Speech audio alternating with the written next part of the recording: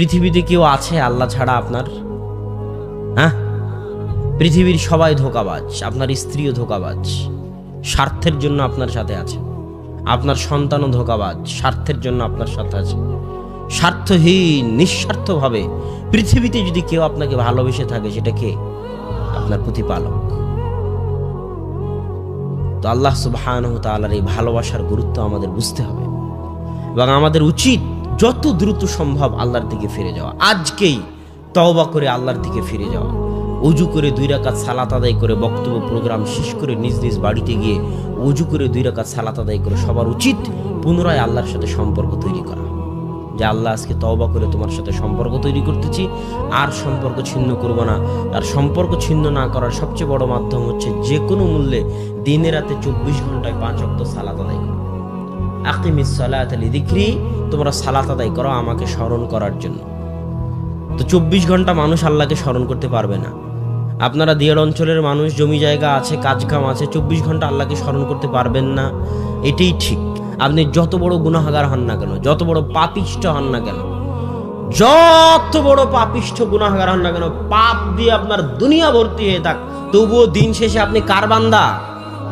আরে আল্লাহর এরিয়া থেকে আপনি কোথাও যেতে পারবেন? আসমান জমিনে মানুষ যেখানেই যাক না কেন, ওটা কার রাজত্ব? আল্লাহর রাজত্ব। দিন শেষে আপনার জীবন মৃত্যুর মালিক কে? দিন শেষে আপনাকে খাওয়ায় কে? দিন শেষে আপনাকে পড়ায় কে? কার জমিনের উপর আছেন? কার আসমানের ছায়ায়, কার আলো ভোগ করতেছেন? অতএব মদ খান, গাঞ্জা খান, বিড়ি খান, সিগারেট খান, যত বড় গুনাহগার হন না কেন, আল্লাহর নিকটে ফিরে আসতে কোনো লজ্জা নেই।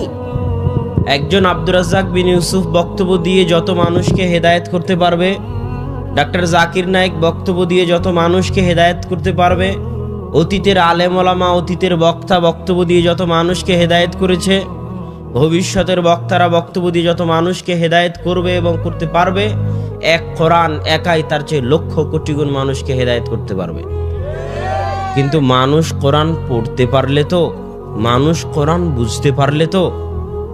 আল্লাহ বলছে, আমি যদি কোরআনকে অবতীর্ণ করতাম পাহাড়ের উপর, তাহলে পাহাড় চূর্ণ বিচূর্ণ হয়ে যেত, পাহাড় বিদীর্ণ হয়ে যেত। কিন্তু মানুষের তো কোরআন বুঝারই ক্ষমতা নাই। আমাদের মধ্যে কয়জন কোরআন বুঝি? উনি যে আয়াতগুলো তেলাওয়াত করলো, সে আয়াতগুলোর অর্থ কয়জন শুনে বুঝতে পারলাম? তাহলে আমি মনে করি মানুষ যদি কোরআন শুনে বুঝতে না পারে, তাহলে মানুষের জীবনের সম্পূর্ণটাই বৃথা। কেন? মানুষ তার রবের কালাম বুঝতে পারলো না। এর চেয়ে বড় আফসোসের কিছু আছে? এর চেয়ে বড় আফসোসের কিছু আছে? মানুষ তার নিজ প্রতিপালকের কথা বুঝতে পারে না। এই জ্ঞানটুকু সে সারা জীবনে অর্জন করতে পারেনি দুনিয়াতে আসার পর থেকে, যে তার প্রতিপালকের কথা সে বুঝতে পারবে। আগের যুগে যখন মুসলিম উম্মার স্বর্ণযুগ ছিল, তখন যে বিজ্ঞানী হয়নি তা নয়, তখন যে ইঞ্জিনিয়ার হয়নি তা নয়, আর ইবনে সিনার মতো ডাক্তার তো এখন পৃথিবীতেই নাই। সেই যুগে যত বড় বড় বিজ্ঞানী ছিল মুসলিম উম্মার, যত বড় বড় ডাক্তার ছিল, তারা সব ছিল কোরআনের হাফেজ। তাদের বই পুস্তক সব আরবিতে লেখা। কোরআনের হিফজ মানুষের মেধাকে এত বাড়িয়ে দিতে পারে, মানুষের স্মৃতিশক্তি, মানুষের বুদ্ধিশক্তি, মানুষের তীক্ষ্ণ শক্তিকে এত বাড়িয়ে দিতে পারে, যা পৃথিবীর কোনো কিতাব পারে না। এই জন্য আপনি ডাক্তার হন, ইঞ্জিনিয়ার হন, কৃষক হন, মাঝি হন, মাল্লা হন, যেই হন না কেন, কোরআন বুঝা এবং কোরআন বুঝার মতো জ্ঞান অর্জন করা আপনার উপর ফরজ। এটা শাইখুল ইসলাম ইবনে তাইমিয়া রাহিমাহুল্লাহর ফতোয়া, যে প্রত্যেক মুসলমানের জন্য কোরআন বুঝার মতো জ্ঞান অর্জন করা ফরজ। কেননা আল্লাহ কোরআন আপনার জন্য পাঠিয়েছেন, না কার জন্য? মানুষ মনে করে মুহাম্মদ সাল্লাল্লাহু আলাইহি ওয়াসাল্লামের উপর পাঠিয়েছে মানে শুধু মুহাম্মদ সাল্লাল্লাহু আলাইহি ওয়াসাল্লামের কাজ। আর আমাদের জন্য কি কাজ? আমরা এটাকে কাপড় দিয়ে মুড়িয়ে সুন্দর করে, ব্যাস এটাই হলো মুসলমানদের কাজ, আর তাকের উপর তুলে রেখে দিবে। এই জন্য পবিত্র কোরআন এসেছে।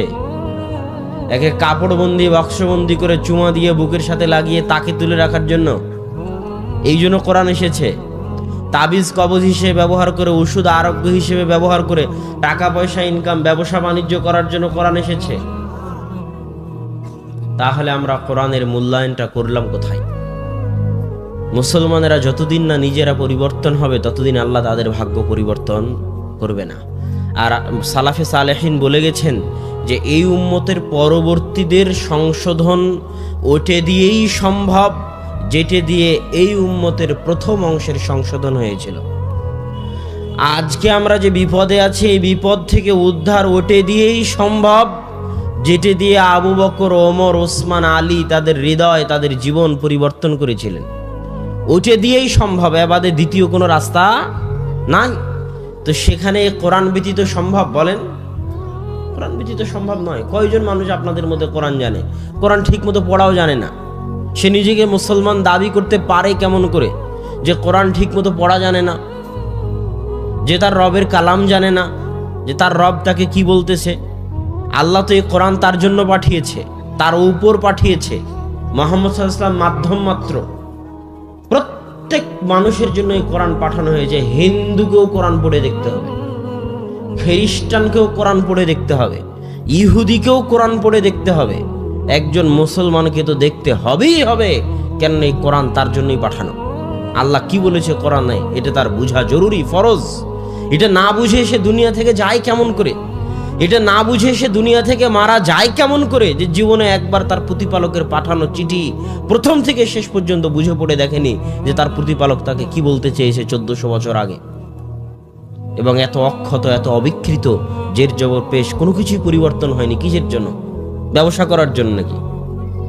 কোরআন যে আল্লাহ 1400 থেকে হেফাজত করে রেখেছে কি তাবিজ বানিয়ে বিক্রি করার জন্য? হ্যাঁ, কোরআন 1400 বছর থেকে এইভাবে মুজিজা স্বরূপ হেফাজত হয়ে আছে কার জন্য? আপনার জন্য। কোরআন অপেক্ষায় আছে আপনার। কোরআন কিয়ামতের মাঠে মানুষের পক্ষে এবং মানুষের বিপক্ষে কথা বলবে। কোরআন যদি কিয়ামতের মাঠে আপনার বিপক্ষে দাঁড়িয়ে যায়, আপনি সেই দিন বিচারের মাঠে টিকতে পারবেন না। অতএব কোরআন যেন আপনার পক্ষে দাঁড়ায়, কোরআন যেন কিয়ামতের মাঠে আপনার পক্ষে আল্লাহর দরবারে সাক্ষী দেয়, এই চেষ্টা আপনাকে করতে হবে। কোরআন শিখতে হবে, কোরআন পড়তে হবে, কোরআন বুঝতে হবে। এই কোরআনের মধ্যেই নিহিত আছে মুসলিম উম্মাহের সফলতা, মুসলিম উম্মাহের উন্নতি, মুসলিম উম্মাহের বিপদ থেকে বাঁচার রাস্তা। আজকে বিপদে আছে না নাই বাংলাদেশ? রাস্তাঘাট, স্কুল, কলেজ সব বন্ধ হয়ে যাবে, বন্ধ হয়ে গেছে, যাচ্ছে। শুধু বাংলাদেশ কেন, সারা পৃথিবী অচল হয়ে গেছে। এই শতাব্দীতে এত উন্নত পৃথিবী এইভাবে অচল আগে কোনোদিন হয়নি। এই শতাব্দীতে এত উন্নত পৃথিবী এইভাবে অচল আগে কোনোদিন হয়নি। আর বিশ্বের যারা বড় বড় পরাশক্তি, আমেরিকা ঘোষণা করেছে যে আগামী গ্রীষ্মকালের শেষ সময় পর্যন্ত জরুরি অবস্থা থাকবে। পৃথিবীর সবচেয়ে বড় পরাশক্তি। আর চায়নার মতো অর্থনৈতিক পরাশক্তি, সুপার পাওয়ার আমেরিকা, আর অর্থনৈতিক পাওয়ার হচ্ছে চায়না। এদের সকলের শক্তি, সকলের দম্ভ, সকলের দাপট, যারা সিরিয়ার মাটিতে লাখো কোটি টন বোমা ফেলে হাজারো মুসলমানের রক্তে নিজেদের হাতকে রঞ্জিত করেছে। ব্যবসার নামে, তেলের নামে, গ্যাসের নামে নির্বিচারে মুসলমানকে হত্যা করেছে, হাজার হাজার মানুষকে হত্যা করেছে। তাদের ক্ষমতার দাপটে, পারমাণবিক বমের দাপটে, অর্থনৈতিক টাকার গরমে পৃথিবীতে অন্য দেশগুলোর, অন্য ধর্মের মানুষগুলোর টিকা মুশকিল হয়ে যাচ্ছে। আজকে তারা এক অদৃশ্য ভাইরাস, যাকে চোখে দেখা যায় না। চোখে দেখা যায় নাকি? অদৃশ্য এক ভাইরাসের ভয়ে আতঙ্কগ্রস্ত।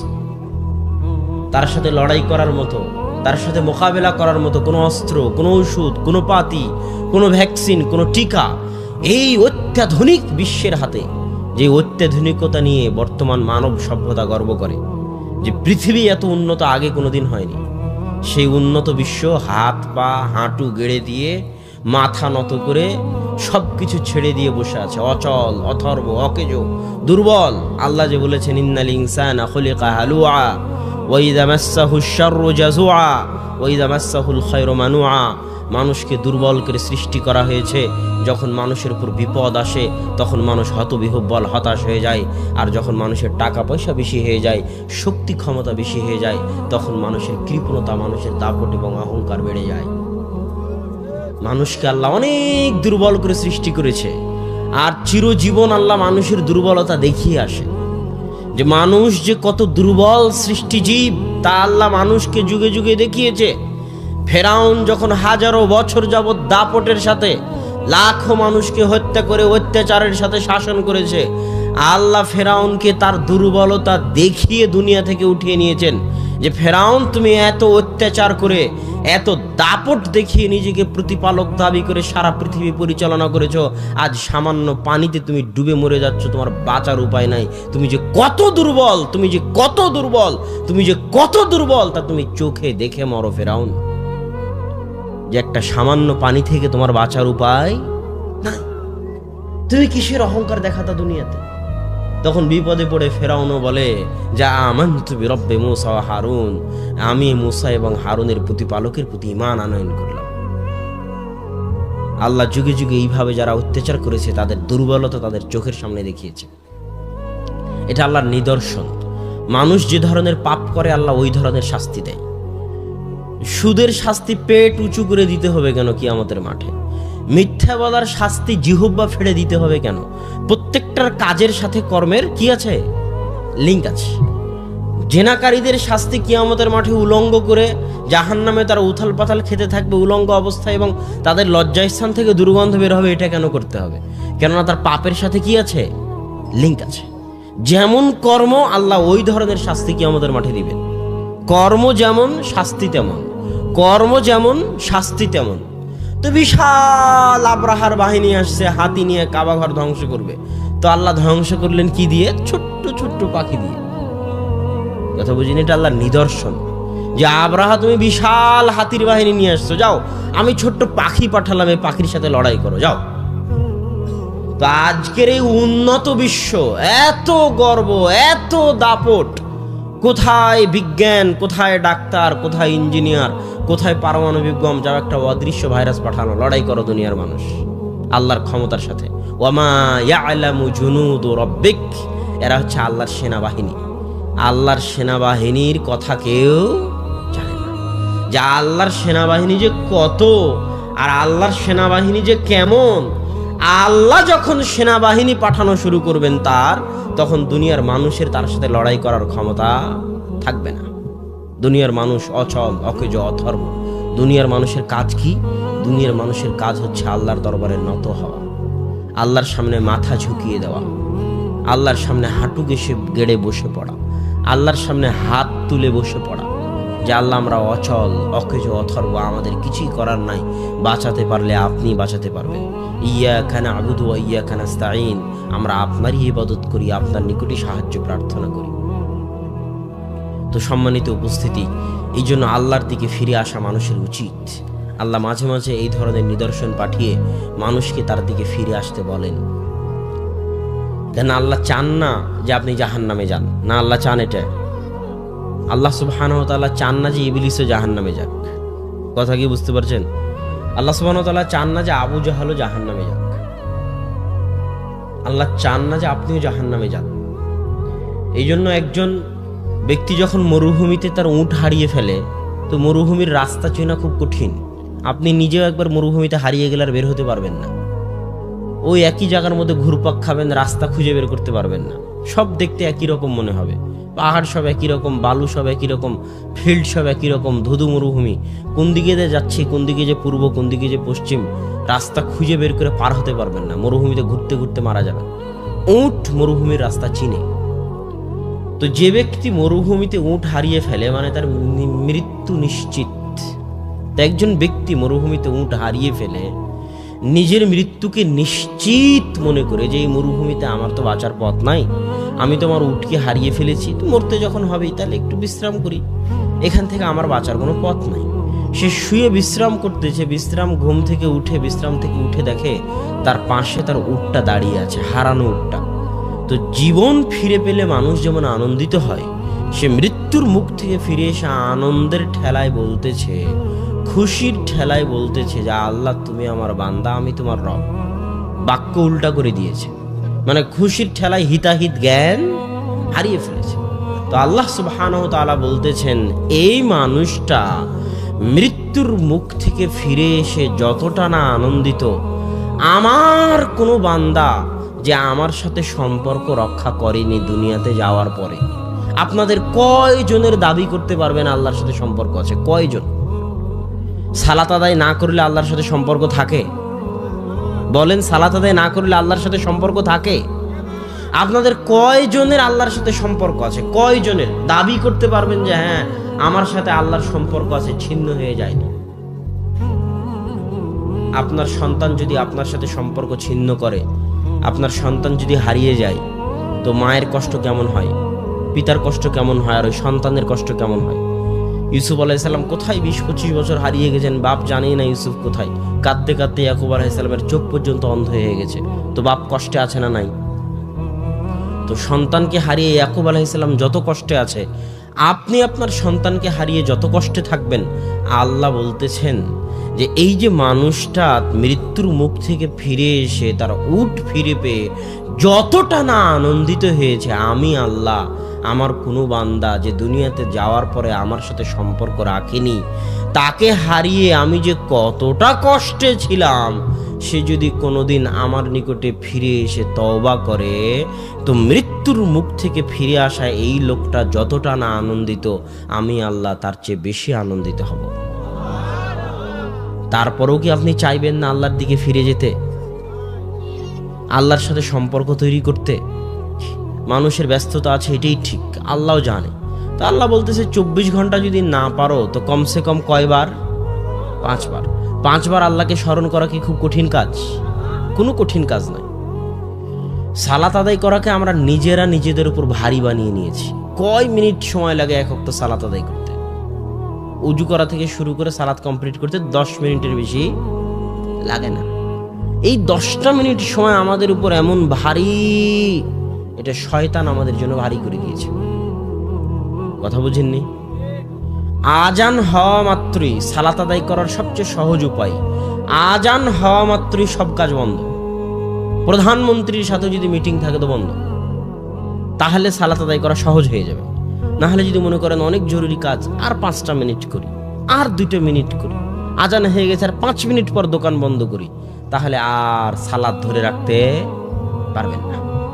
2 দিন পর সালাত হারিয়ে যাবে, কোনো না কোনো ব্যস্ততায় এসে সালাত হারিয়ে যাবে। প্রথমে জামাত থেকে দূরে হয়ে যাবেন, তারপরে ব্যক্তি জীবন থেকে সালাত চলে যাবে। আর যদি এটা মূলনীতি বানিয়ে নেন যে আল্লাহু আকবার মুয়াজ্জিন বলেছে, মানে আমি যে অবস্থায় থাকি না কেন, যদি শয়তানের সাথে মোকাবেলা করতে পারার সবচেয়ে বড় মাধ্যম, শয়তান কিন্তু আজান হওয়া থেকে আপনার পিছনে লেগে যাবে যে আর 2 মিনিট দেরি করো, আর 2টা মিনিট মোবাইল চালাও, আর 2টা মিনিট পড়ো, আর 2টা মিনিট কম্পিউটার দেখো, আর 2টা মিনিট কৃষি কাজ করো, আর 2টা মিনিট দোকান খোলা রাখো, শয়তান লেগে যাবে। নামাজিকে নামাজ থেকে এইভাবে দূরে নিয়ে চলে যায় শয়তান। যে নামাজ পড়ে না তার কথা তো বাদই দিলাম, যারা সালাত আদায় করে তাদের এই অবস্থা। তারা তখন এইভাবে আস্তে আস্তে জামাত ফেল করে, জামাত ফেল করতে করতে ব্যক্তি জীবনে সালাত চলে আসে, আস্তে আস্তে ব্যক্তি জীবন থেকে সম্পূর্ণ সালাতটাই হারিয়ে যায়, তখন একটা পর্যায়ে বেনামাজিতে পরিণত হয়ে যায়। তো সালাত আদায় করার সবচেয়ে বড় উপায় হচ্ছে আজান হওয়া মাত্রই সব কাজ বন্ধ, যত জরুরি কাজ হোক না কেন। এই জন্যই ট্রাকের পিছনগুলোতে লেখা থাকে যে কাজকে কি যেন বলে, কাজকে সালাতকে বলিও না আমার কাজ আছে, কাজকে বলো আমার সালাত আছে। এইটা ছাড়া আপনি আল্লাহর সাথে সম্পর্ক ধরে রাখতে পারবেন না। সালাত ছাড়া আল্লাহর সাথে সম্পর্ক ধরে রাখার কোনো উপায় নাই। কেননা আল্লাহর নিকটে আল্লাহর ইবাদত করার, আল্লাহর নিকটে চাওয়ার, আল্লাহর সাথে কথা বলার, আল্লাহর সাথে মোনাজাত করার, আল্লাহর নিকটে দোয়া করার, আসমানের নিচে জমিনের উপরে সালাতের চাইতে কোনো বড় মাধ্যম পৃথিবীতে আর নাই। ওই যে সারা আলাইহা সালাতু ওয়াস সালাম, ইব্রাহিম আলাইহি সালাতু ওয়াস সালামের স্ত্রী, যখন ইব্রাহিম আলাইহিস সালাম বললেন সারা তোমাকে যদি জিজ্ঞেস করা হয় তাহলে ভাই বোন পরিচয় দিবে, কেননা আসমানের নিচে জমিনের উপরে আমি আর তুমি, মোমেন মোমেনা, আর কোনো মোমেন মোমেনা নাই। ভাই বোন পরিচয় দেওয়ার পরেও যখন অত্যাচারী জালেম বাদশার দরবার থেকে মুক্তি পাওয়া গেল না, জালেম বাদশা যখন সারাকে নিজের দরবারে নিয়ে গেল এবং তার সাথে খারাপ কাজ করতে উদ্যত হলো, তখন সারা বলতেছে থামেন, আমাকে 2টা মিনিট সময় দেন, উজু করে আমাকে মোনাজাত, মোনাজাত মানে আল্লাহর সাথে কথা বলা। মোনাজাত শব্দের অর্থ কি? জোরে বলেন, মোনাজাত শব্দের অর্থ কি? আল্লাহর সাথে কথা বলা। আমাকে জরুরি ভিত্তিতে আমার রবের সাথে কথা বলতে হবে, আমার আল্লাহর সাথে মোনাজাত করতে হবে, কথা বলতে হবে। 2 মিনিট সময় দেন, আপনি যা ইচ্ছা তাই করতে পারবেন, তবে আমি একটু আল্লাহর সাথে কথা বলে নিই। মানুষ বলে না আপনি দাঁড়ান আমি একটু বসকে কল দিয়ে নিই, বলে না বলে না? আপনি একটু থামেন, আমি একটু আমার নেতাকে একটু ফোন দিয়ে নিই, বলে না বলে না? তো সারা বলতেছে একটু দাঁড়ান, আমি আমার আল্লাহর সাথে একটু কথা বলে নিই, 2 মিনিট সময় দেন, একটু মোনাজাত করে নিই আল্লাহর কাছে। তখন উজু করে সারা সালাতে দাঁড়িয়ে গেলেন।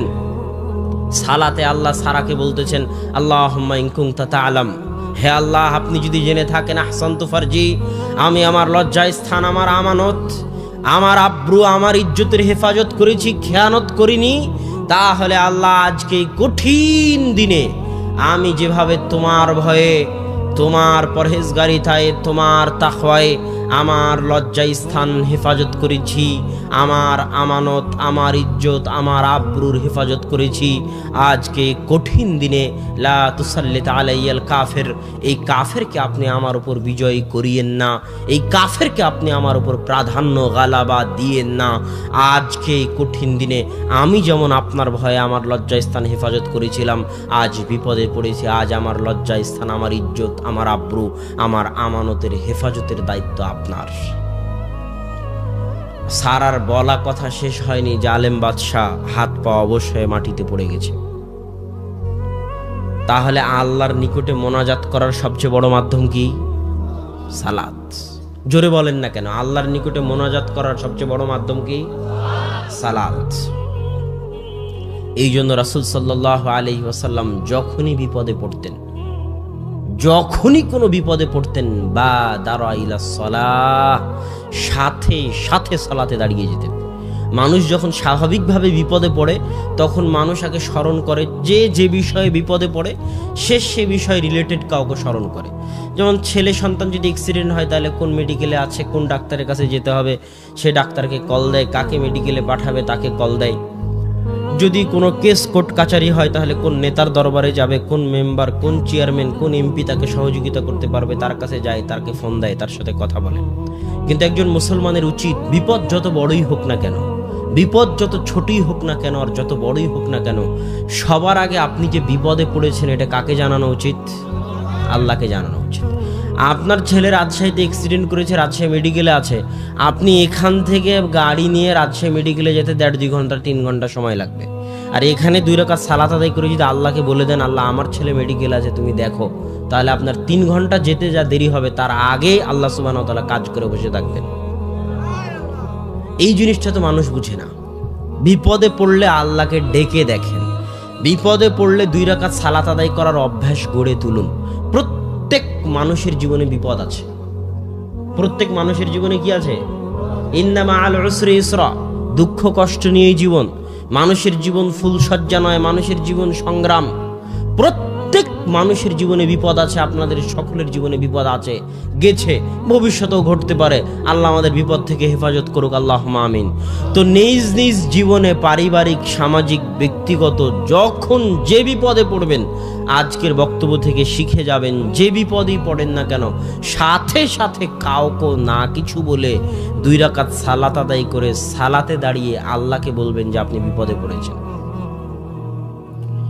অনেক সময় শয়তান আপনাকে ধোকা দিবে, আরে তুই তো জীবনে কোনোদিন নামাজই পড়িসনি, তুই তো রোজাই রাখিস না, তুই তো মদ সিগারেট গাঞ্জা খাস, তুই আবার কি আল্লাহর কাছে দোয়া করবি?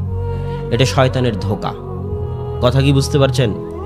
আপনি যত বড় গুনাহগার হন না কেন, যত বড় পাপিষ্ঠ হন না কেন, যত বড় পাপিষ্ঠ গুনাহগার হন না কেন, পাপ দিয়ে আপনার দুনিয়া ভর্তি হয়ে থাক, তবুও দিন শেষে আপনি কার বান্দা?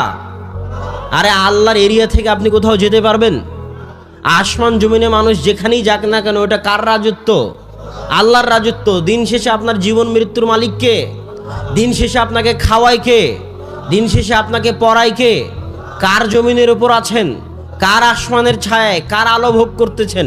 অতএব মদ খান, গাঞ্জা খান, বিড়ি খান, সিগারেট খান, যত বড় গুনাহগার হন না কেন, আল্লাহর নিকটে ফিরে আসতে কোনো লজ্জা নেই। যে আপনাকে লজ্জা দিচ্ছে সে শয়তান। ওই শয়তান জিন শয়তানও শয়তান হতে পারে, মানুষ শয়তানও শয়তান হতে পারে। বলতে পারে তুমি এত বড় পাপী, তুমি মাধ্যম ছাড়া, লিঙ্ক ছাড়া, ওয়াস্তা ছাড়া আল্লাহর কাছে দোয়া করতে পারবে না, তাই হুজুরের কাছে যাও, পীরের কাছে যাও, পীর আর হুজুরের মাধ্যম দিয়ে আল্লাহর সাথে দোয়া করো। আরে আল্লাহ কি পীরের বাপের? আল্লাহ কি হুজুরের বাপের পৈতৃক সম্পত্তি? না, আল্লাহ আমারও। আল্লাহকে একটু নিজের দাবি করার অধিকার রাখিয়েন। আল্লাহকে নিজের দাবি করার অধিকার রাখেন যে আল্লাহ আপনারও সৃষ্টিকর্তা, আল্লাহ আপনারও পালনকর্তা, আল্লাহ হিন্দুরও সৃষ্টিকর্তা, হিন্দুরও পালনকর্তা। যে নাস্তিক প্রত্যেক দিন আল্লাহকে গালি দেয়, ওই নাস্তিককেও খাওয়ায় আল্লাহ রব্বুল আলামিন।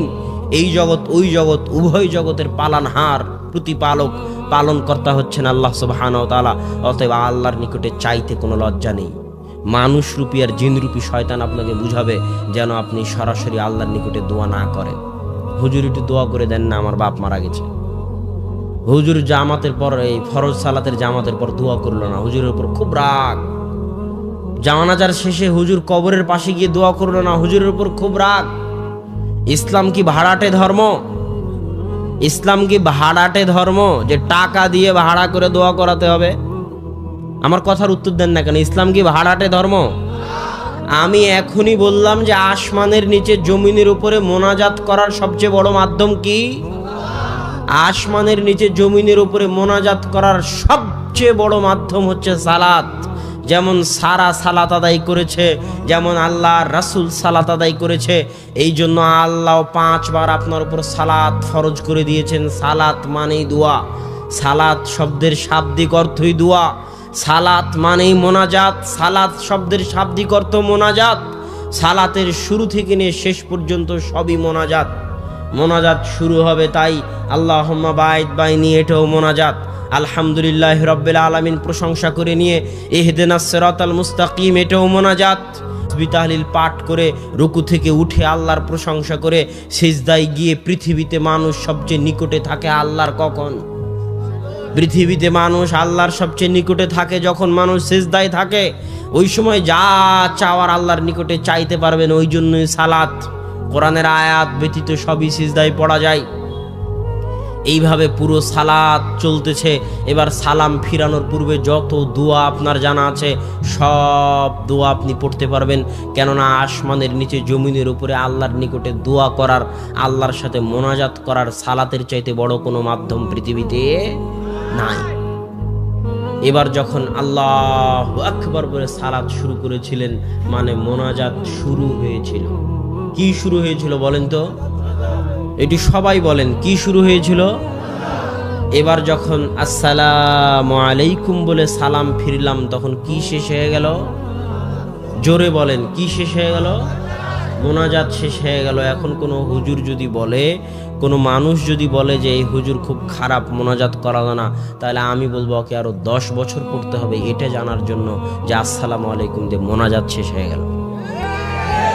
সে জাহেল, সে অজ্ঞ, সে মূর্খ যে সে এখনো জানে না যে সালাতই মোনাজাত। পৃথিবীতে মোনাজাতের এত বড় মাধ্যম আর নাই। সালাত যত বড় মাধ্যম, আল্লাহু আকবার দিয়ে সালাতের মোনাজাত শুরু হয়েছে, আসসালামু আলাইকুম দিয়ে মোনাজাত শেষ হয়ে গেছে। এত বড় মোনাজাত, এত বড় দামি, এত গুরুত্বপূর্ণ, এত সুন্দর মোনাজাত পৃথিবীতে আর নাই। আল্লাহকে ডাকার এর চেয়ে বড় মাধ্যম পৃথিবীতে আর নাই। এই জন্য সালাতুল জানাজা মানে কি? জানাজা মানে লাশ, মৃত ব্যক্তির লাশ। আর সালাত মানে দোয়া, দোয়া মানে মোনাজাত, মানে মৃত ব্যক্তির জন্য দোয়া করার সালাত, মৃত ব্যক্তির জন্য মোনাজাত করার সালাত। এই জন্য সালাতুল জানাজা আল্লাহু আকবার সূরা ফাতিহা, আল্লাহু আকবার দরুদ শরীফ, আল্লাহু আকবার যে মুখস্থ দুইটা দোয়া আছে, আল্লাহুম্মা গফির লাহু ওয়ারহামহু ওয়াফু আনহু, আল্লাহুম্মা গফির লিল হাইয়িনা ওয়া মাইয়িতিনা, এই যে দুইটা দোয়া আছে, এই দুইটা দোয়া কার জন্য? ওই মৃত ব্যক্তির জন্য, আমাদের সবার জন্য। এই সালাতটা দেওয়াই হয়েছে ওই ব্যক্তির জন্য দোয়া করার জন্য যে সামনে আছে। এবার যখন আসসালামু আলাইকুম বলা হলো জানাজার সালাতে, তখন কি শেষ হয়ে গেল? মোনাজাত শেষ হয়ে গেল। যে বলবে কবরের পাশে গিয়ে মোনাজাত করা লাগবে, ওকে যদি জাহেল প্রমাণ করতে না পারি তো আপনি গ্রামে আমি আর কোনোদিন আসবোই না। ওকে আরো 10 বছর পড়তে হবে। বেটা, মোনাজাত শেষ হয়ে গেল। তুমি কেন? সারা পৃথিবীর সকল হুজুর, সকল আলেম মিলে যদি কবরের পাশে দাঁড়িয়ে দোয়া বানাতে থাকে, সারা পৃথিবীর সকল আলেম মিলে যদি কবরের পাশে দাঁড়িয়ে দোয়া বানাতে থাকে, তো মুহাম্মদ সাল্লাল্লাহু আলাইহি ওয়াসাল্লাম যে দোয়া শিখিয়ে দিয়ে গেছেন মৃত ব্যক্তির জন্য, ওর চেয়ে ভালো দোয়া বানাতে পারবে না। কিয়ামত পর্যন্ত যদি কবরের পাশে দাঁড়িয়ে বানানোর চেষ্টা করে, তো আল্লাহর রাসূল যে দোয়া শিখিয়ে দিয়ে গেছেন ওর চেয়ে ভালো দোয়া বানাতে পারবে না। সে তো এখনো বুঝেনি যে সালাত মানে মোনাজাত। এই যে একসাথে হাত তুলে দোয়া করার বেদাত, এই বেদাত সমাজে ঢুকে দুইটা সুন্নাত উঠিয়ে দিয়েছে। কয়টা সুন্নাত সমাজ থেকে উঠিয়েছে? এই একটা বেদাতের কারণে সমাজ থেকে দুইটা সুন্নাত উঠে গেছে। এক, মানুষ ভুলে গেছে যে সালাতের মধ্যে দোয়া করতে হয়। ভুলে যাননি আপনারা? সবাই ভুলে গেছে, কেউ জানে না যে সালাতের মধ্যে দোয়া করতে হয়। সালাত যে দোয়া করার মাধ্যম কেউই জানে না। আল্লাহ রাসূল সালাতে দোয়া করলো, সারা সালাতে দোয়া করলো। আমরা রাত দিন বিপদ আপদ থেকে মুক্তি পাচ্ছি সালাতের মধ্যে দোয়া করে। মানুষ ভুলেই গেছে যে সালাতের মধ্যে দোয়া করতে হয়, জানেই না। কেন ভুলে গেছে? ওই যে সালাতের পরে একসাথে হাত তুলে মোনাজাত শুরু হয়েছে, ওই একটা বেদাত এত বড় একটা সুন্নাত, এত বড় একটা নেয়ামত থেকে মুসলিম উম্মাহকে দূরে রেখেছে যে সালাত